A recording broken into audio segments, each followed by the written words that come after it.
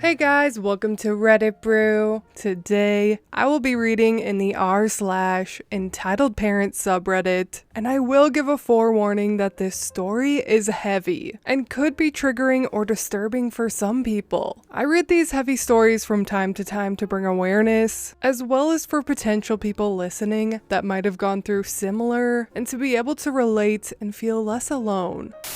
How I started a revolution in my entitled family. All I wanted was my sisters. I posted part of this in AITA as a recent conflict I will bring up later, but due to so many people's interest, I've decided to elaborate my family's boundless entitlement here. I am currently in custody of my two little sisters, Amy, who is 17, and Liza, who is 8. Not their real names for obvious reasons. I'm a 29-year-old male and we live in Australia. I am Potato, as that's what Liza calls me, and this is basically the story of how my entitled family felt they were entitled to both of my sisters' bodies, and I would not stand for that. I would like to warn anyone who has faced abuse in the past, as parts of this story may trigger some people. And to anyone who has faced abuse in the past, I do feel deeply sorry for you. The main part of the story takes place about a year ago. I'd moved out 6 years ago at the time, and moved to another state for work and study. I was honestly really slack with keeping contact with my family, which is probably why this went on so long. When I do think back to the time before I moved out, I did not treat Amy the best, and if I hadn't moved out and see how other people's families behave, I may have turned out just as entitled as mine and as much of a horrible person. Anyways, I came back to visit for a grandparent's birthday, and after spending so long away, I spent the morning catching up with aunts, uncles, cousins, my parents of course, and Liza.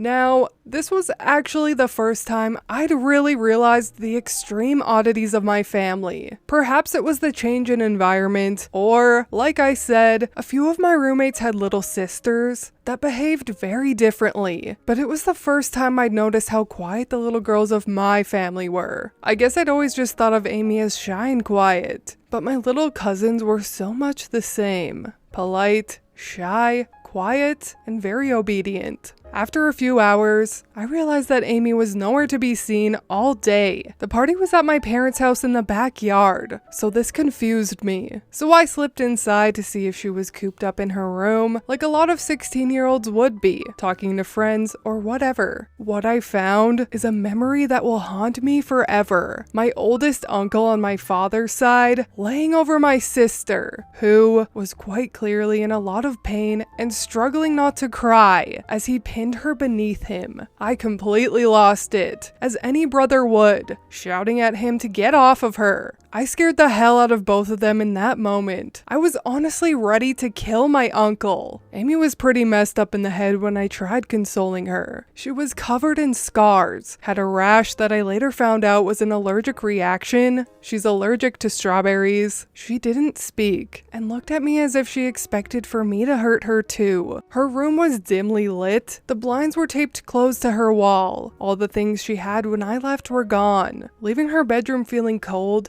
and empty. And to add insult to injury, she was a month pregnant. When I demanded an explanation from my parents, they, paraphrasing, said that it was my uncle's right. Then my father simply pointed to one of my 11-year-old cousins sitting quietly with her parents and told me to have fun. I stormed off back to Amy's room whilst trying not to vomit, quietly packed her a bag of necessities, and managed to sneak her out of the house and into my car before doing the same with Liza. Part of me wanted to get all my cousins out too, but my main focus was of Amy right now, who sat trembling in the back of my car. I drove them both to the closest police station to report what was happening. I'll skip most of the details of the legal battle that ensued, but my family did not take kindly to being outed for what they were doing. It was a tradition that spanned generations, and there shouldn't be anything wrong with tradition. Amy and Liza were put into temporary foster care, and 3 of my uncles went to jail for a very long time. I got a fair bit of money out of a range of family members, full custody of both Amy and Liza, no enforced visitation to their parents, and my parents had to pay for any therapy costs, medication, and medical needs for both of them. My family was torn in two by this, many of my aunts leaving their husbands with their children after finally having the courage to follow me. Uncles who had married into the family took their wives, who had also been abused. I later found out that all the women in my family were abused, but most had grown out of it, starting over when a new generation of girls arrived and cut off ties. I still keep in contact with these family members, and I'm grateful for their support and glad that they followed suit and that my young cousins are safer now. Even some of the older men who had been brought up thinking it was okay to treat women that way took themselves into counseling. Now, I do believe some part of the ruling protected the younger men of the family, provided that they see some form of mental health professional as they grew up, being groomed into thinking that this was all normal. So they did not end up in jail, but did end up on some list of possible sex offenders. Not entirely sure. For 6 years, Amy had been physically, sexually, mentally, and emotionally abused in every way conceivable. This mostly came from my father's brothers. My parents both stood by and let this happen, offering no support for Amy. During the case, my uncles argued it was their birthright, being born into their family, and it was simply Amy's rite of passage before she was married off to one of my uncle's mates at 18. They used her allergy as a form of torture and manipulation, wanting her to be silent and obedient. They would press strawberries against her skin anytime she said a word and forced her to eat them when she stepped too far out of line. A lot of my abused aunts from my father's side admitted to being endured by this treatment too, although most of them were lucky and didn't have allergies to exploit. No one is sure who fathered Amy's child, but she had her pregnancy terminated. As we were told her physical and mental health would not cope with carrying a baby she ultimately would unlikely care for. There were obviously also genetic health concerns if it were my uncles. It was later brought up by her psychologist once she was doing better that Amy confirmed that she would have no love for the baby due to the circumstances in which she fell pregnant. I honestly can't even begin to explain everything that was wrong with Amy. Liza, for the most part, was okay. She needed a little therapy as she was being groomed into compliance, and that what she would experience was normal. But Amy had completely shut down. It took 2 months before I could even get her speaking. She trusts me now, and we often sit down and talk, and she opens up about whatever she's feeling comfortable to. Her stories often have me struggling to hold back tears while I comfort her. I did get Amy a service dog a few months ago, tailored towards the emotional support she needs on a regular basis. Lickety Split honestly is the goodest of good doggos. She knows exactly when she's needed and is a massive help when it comes to calming Amy's anxiety, especially in public. On one occasion, one of my aunts, whose husband went to jail, tried taking Lickety Split because their money paid for it. I told her if she ever comes near my property again, I would call the police, as there was a restraining order against her towards both my sisters. Later, she came back and tried to poison Lickety Split with tainted meat, but one of my lovely neighbors caught her and chased her off. Police were called, and she is now in jail too, after having to pay a fine and some money to me, because by this point, I am pretty well acquainted in the legal system. My family tried to get my sisters out of my care, reporting me for everything, from animal abuse to drug trafficking, but thankfully, nothing ever got taken seriously. Home security systems work wonders. Now, the reason this ended on AITA is because a few weeks ago, my mother contacted me saying she wanted to talk. I was hesitant, but agreed, and we met up in the next town over, so I couldn't be followed home. My mother explained how she was in the process of divorcing my father, and she wanted to have a relationship with me and my sisters. emphasis on mending her bond with Amy, who had not called her mom in years. She explained how she was pressured into the marriage after she'd gotten pregnant with me and never wanted that life for her daughters. I flat out told her no, something several members of my family disagreed with, as she could have done literally anything to make Amy feel better or more secure, but instead she was shunned and isolated, except for when she was needed to cook, clean, or provide some sort of service to the family. Amy was well past her breaking point when I took her, and had even planned on killing herself less than a week after my visit. My mother argued that she deserved the same right as the other family members, who stood by and watched, but then left and did the right thing. But I argued that those family members didn't wait a year afterwards to suddenly fight for them, and I really don't have to give a reason. I have custody, and she does not. Members of AITA convinced me that when Amy is in a better place mentally, and when Liza is older, I should bring it up with them and leave the decision in their hands. I've been told Amy will be a dependent well after she turns 18. Her mind just doesn't function properly, so there is no risk of her mother getting into contacts behind my back, even when she's an adult. And while Amy does have a phone and a computer, she doesn't have any social media, as she doesn't want any chance of her family trying to contact her. I think it's highly unlikely that Amy will give our mother a second chance, and I fully support that. This story does not have a slam dunk ending. I have my sisters, and they're in a safe environment where they'll get to grow up. Amy is getting the help she needs, and is slowly making her way out of the tower she built to protect herself. But she knows there isn't a rush to come out. I'll work with her at the pace she sets. She's still discovering her own interests. Small steps, like just reading a book with a form of fruity tea. Honestly,